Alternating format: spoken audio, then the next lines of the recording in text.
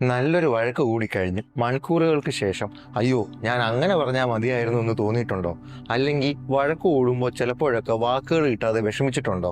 ഇനി നിങ്ങൾ പറയുന്നത് അവർക്ക് മനസ്സിലാവുന്നില്ലല്ലോ എന്നോർത്ത് വിഷമിച്ചിട്ടുണ്ടോ? എന്നാൽ ഈ പ്രോബ്ലംസ് ഒക്കെ നേരെയാക്കാൻ നല്ലൊരു വഴിയുണ്ട്. മെഹദി ഹസൻ എഴുതിയ വിൻ എവരി ആർഗ്യുമെന്റ് എന്ന പുസ്തകമാണത്. വെറുതെ ഒച്ചയിട്ട് ബഹളം ഉണ്ടാക്കുന്നതിനെ കുറിച്ചല്ല, മറിച്ച് അടിപൊളിയായി സമാധാനത്തോടെ എങ്ങനെ വഴക്കിട്ട് ജയിക്കാം എന്നതിനെ കുറിച്ചാണ് ഇന്നത്തെ നമ്മുടെ കേട്ടറിവ്.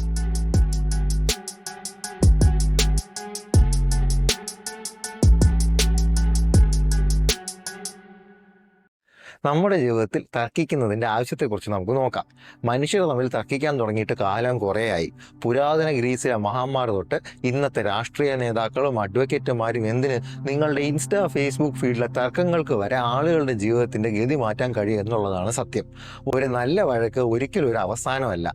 അത് ഹസൻ മനോഹരമായി പറയുന്നത് പോലെ മറ്റൊരാളെ നമ്മളുടെ പക്ഷത്തേക്ക് കൊണ്ടുവരാൻ സഹായിക്കുന്ന ഒരു തോണി പോലെയാണ്. ഇത് നിങ്ങളെ തന്നെ പ്രൊട്ടക്റ്റ് ചെയ്യുന്നതിനെ കുറിച്ചും ബൗണ്ടറി അഥവാ അതിരുകൾ നിശ്ചയിക്കുന്നതിനെ കുറിച്ചും അല്ലെങ്കിൽ മാറ്റങ്ങൾക്കായി ശബ്ദം ഉയർത്തുന്നതിനെ കുറിച്ചും ഒക്കെയാണ്. ഇനി സത്യം പറഞ്ഞാൽ ഒരു വഴക്കെന്നത് എല്ലാവരും ജയിക്കാൻ ആഗ്രഹിക്കുന്ന ഒരു മത്സരം തന്നെയാണല്ലേ.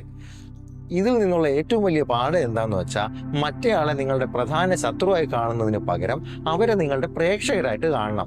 നിങ്ങളുടെ ലക്ഷ്യം അവരെ നിങ്ങളുടെ പക്ഷത്തേക്ക് കൊണ്ടുവരാനാണ്, അല്ലാതെ അവരെ ഇല്ലാതാക്കാനല്ല. അതിനായി ആദ്യം നിങ്ങളുടെ സംസാരം അത് കേൾക്കുന്ന ആളുകൾക്കനുസരിച്ച് മാറ്റുക. നിങ്ങളുടെ പങ്കാളിയോട് ഏത് ഹോട്ടലിൽ നിന്ന് കഴിക്കണമെന്ന് തർക്കിക്കുന്ന പോലെയല്ല ഒരു ബിസിനസ്സിൽ വിലപേശാനായി തർക്കിക്കുന്നത്. അതായത് നിങ്ങളുടെ സംസാര രീതി, ശബ്ദം, ഭാഷ അതൊക്കെ അവരുടെ ആ രീതിക്കനുസരിച്ച് മാറ്റുക. അപ്പോൾ അവർക്ക് നിങ്ങളെ വേഗത്തിൽ മനസ്സിലാവും.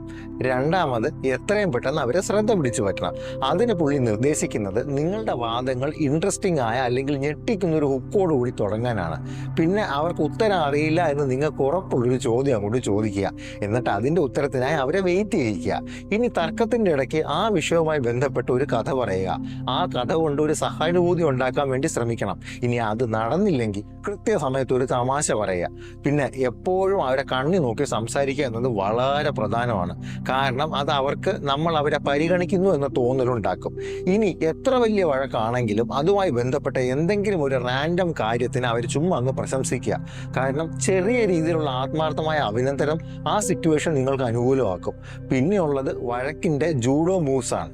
ശരിക്കുള്ള ജൂഡോ പോലെ തന്നെ വാക്കുകൾ കൊണ്ടുള്ള പോരാട്ടവും എപ്പോഴും ശക്തിപ്രയോഗം മാത്രമല്ല.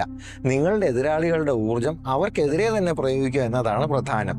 എതിരാളിയെ സർപ്രൈസ് ചെയ്യുക, അവരെ ഡീസ്റ്റെബിലൈസ് ചെയ്യുക എന്നതാണ് നമ്മുടെ തന്ത്രം. അതെങ്ങനെയാണ് സാധിക്കുമെന്ന് പുള്ളി പുസ്തകത്തിൽ പറയുന്നുണ്ട്. ആദ്യം വേണ്ടത് എതിരാളിയുടെ വാദത്തിൻ്റെ ഒരു ഭാഗം അങ്ങ് അംഗീകരിച്ചു കൊടുക്കുക എന്നതാണ്. ഇത് നിങ്ങളെ ന്യായബോധമുള്ള ഒരാളായിട്ട് തോന്നിപ്പിക്കും. അപ്പോൾ പിന്നെ നിങ്ങൾ ബാക്കി പറയുന്ന കാര്യങ്ങൾ അംഗീകരിക്കേണ്ട അവസ്ഥ അയാൾക്കുണ്ടാവും. പിന്നുള്ള ജൂഡോ മൂവ് എന്നത് ആദ്യം സംസാരിക്കുക എന്നതാണ്. അവരൊരു വാക്ക് മിണ്ടുന്നതിന് മുമ്പ് തന്നെ നിങ്ങളുടെ ശക്തമായ വാദങ്ങൾ അങ്ങോട്ട് നിരത്തുക. ഇത് നിങ്ങളുടെ പെർസ്പെക്റ്റീവിലൂടെ ആ വഴക്ക് മുന്നോട്ട് പോകാൻ വളരെയേറെ ഗുണം ചെയ്യും. ഇനി വേണ്ടത് ബുദ്ധിപരമായ മൂർച്ചയുള്ള അല്പം പരിഹാസ രൂപേണയുള്ള പരാമർശങ്ങൾ ഉപയോഗിക്കുക എന്നതാണ്. നീ പറയുന്ന ഞാൻ സമ്മതിച്ചാൽ നമ്മൾ രണ്ടും മണ്ടന്മാരായിപ്പോവും എന്ന തരത്തിലുള്ളൊരു പ്രയോഗം ഈ വഴക്ക് കേട്ടുകൊണ്ട് നിൽക്കുന്നവരെ ഒന്ന് ചിരിപ്പിക്കും. പോരാത്തതിന് നിങ്ങളുടെ എതിരാളിയെ കുറച്ചൊന്ന് ചൊറിയുകയും ചെയ്യും. എന്നാൽ നമ്മൾ മനസ്സിലാക്കേണ്ട കാര്യം എന്തെന്നാൽ, ഒട്ടുമിക്ക ആളുകളും ഇതൊന്നും പെട്ടെന്ന് ചിന്തിച്ചെടുക്കുന്നതല്ല. അവർ ഈ കാര്യങ്ങളൊക്കെ നേരത്തെ തന്നെ ആലോചിച്ച് വെച്ചിട്ടുള്ളതാണ്. ഇതിലെ ട്രിക്ക് എന്താണെന്ന് വെച്ചാൽ, അത് കൃത്യസമയത്തെടുത്ത് പ്രയോഗിക്കണം എന്നതാണ്. ഇനി ചെയ്യാൻ പറ്റുന്നത് നിങ്ങളുടെ എതിരാളിയുടെ വാക്കുകൾ തന്നെ അവർക്കെതിരെ ഉപയോഗിക്കുക എന്നതാണ്. അവർ പണ്ട് ചെയ്തതോ പറഞ്ഞതോ ആയ കാര്യങ്ങൾ തന്നെ അവർക്കെതിരെ പ്രയോഗിക്കാം.